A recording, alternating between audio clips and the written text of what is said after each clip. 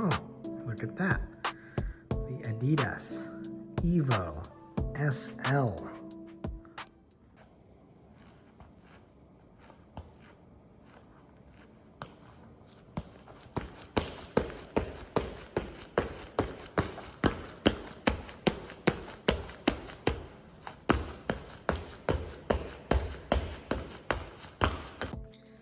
So, this is the Adidas Boston 12, and this is the newer Adidas Evo SL.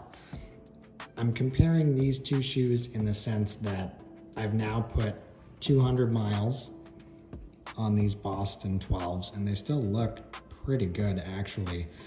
The foam just started to feel a little bit lifeless, and I had a few, not injuries, but like niggles after my last few runs in these, and you know, it's probably not the shoe, but now that it's in my mind that the shoe is causing me problems, even though it's likely not the shoe's fault, I just can't run with it. So we went and picked up the Evo SL. Now, some other reviewers that I respect have said that, you know, this is sort of an upgrade on the Boston. The Boston is a great shoe. I like everything about it. It has these energy rods inside. It's kind of a firm version of Light Strike Pro, so it's not like in the new Adios Pro 4 where you're gonna have a really squishy foam. I mean, you can see just even squeezing it, it's not super soft, and I like that. It gives me a very connected feel. It's responsive and it's a great shoe, but the upper is a problem on this shoe. So a lot of people get heel slip issues for whatever reason. I did too, and that's why you see this tied with a runner's loop. And it took a while to break this shoe in, then it got really good and it became basically my favorite shoe ever.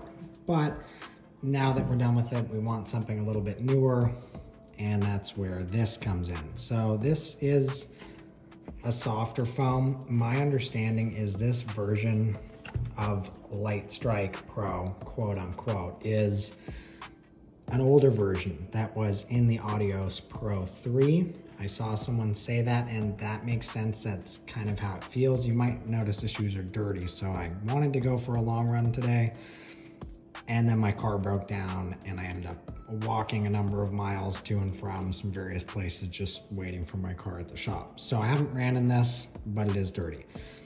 And we're gonna do a run today and just sort of see how it compares to what my experience was in the Boston. Hopefully it's better, minimally. Hopefully it's as good.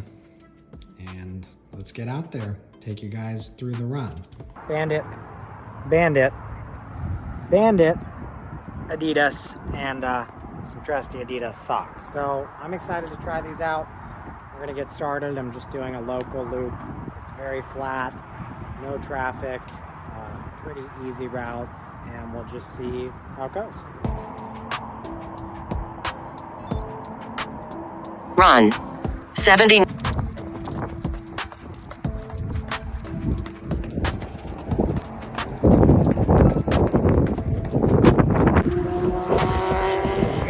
Big birds today for the Adidas. Okay, so initial thoughts after 1 mile. It's a great shoe so far. It definitely is more comfortable than the Boston 12. A little bit less stable, more lively, more peppy. It's like the shoe keeps telling me to go faster, and then I look at my watch. Heart Pace rate. high 830.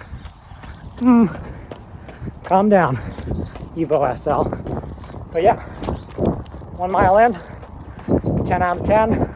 So we just hit 5 miles, and everything I thought initially about this shoe still holds true. This is really, really good experience so far. Very bouncy, very fun.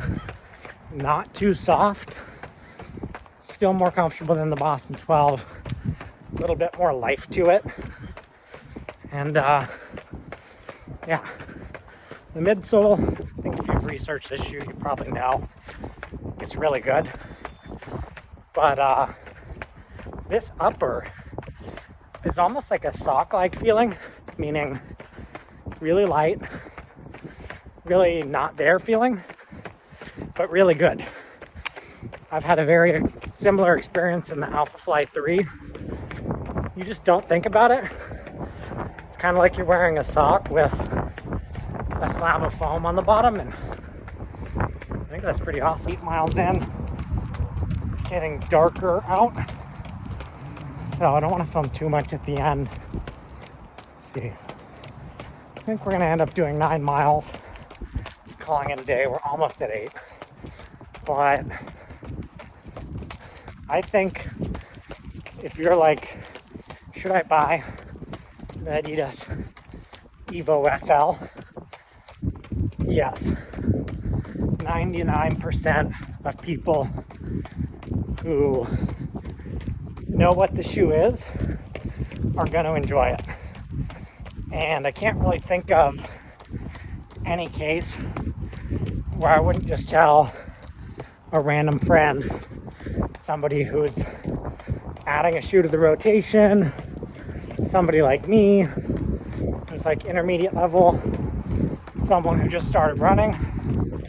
I think this is a shoe you could say, get it, and it's gonna work for most people. I think you're really gonna like it. Bottom line, very comfortable, very protective, not too soft, not unstable, daily trainer, fast daily trainer, lightweight daily trainer. Almost feels like a race shoe with no plate.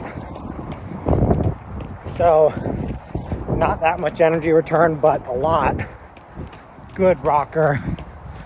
Final thoughts, I love it.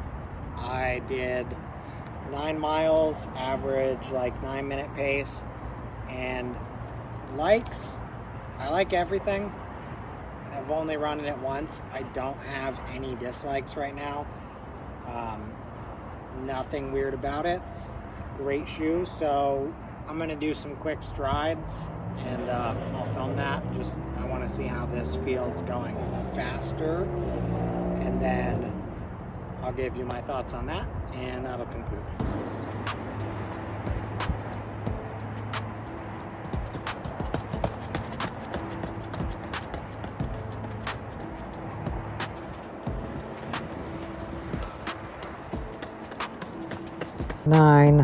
.01 miles, 9:02 pace, hour 21 minutes.